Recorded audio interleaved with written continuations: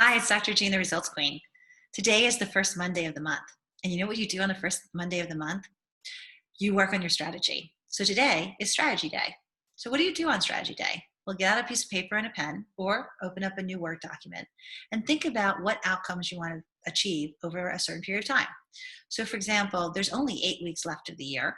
So you may want to decide what you're going to do over the next 8 weeks.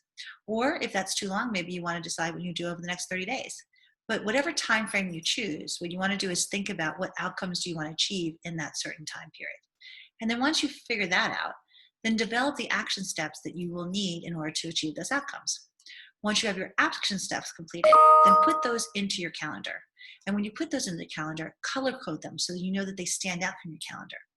Every day, do your action step and make sure that you measure it so that it is completed and see what the result you've got it. So it's like a mini result.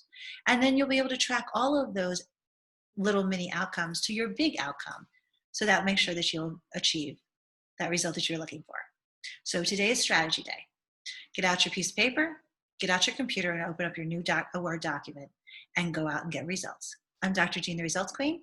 And if you have a question that you want me to answer or a topic that you would like me to talk about, feel free to email me at jean@getmoreresults.com.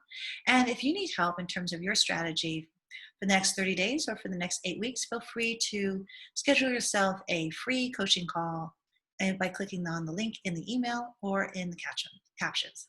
I'm Dr. Jean, the Results Queen. Go out and get results.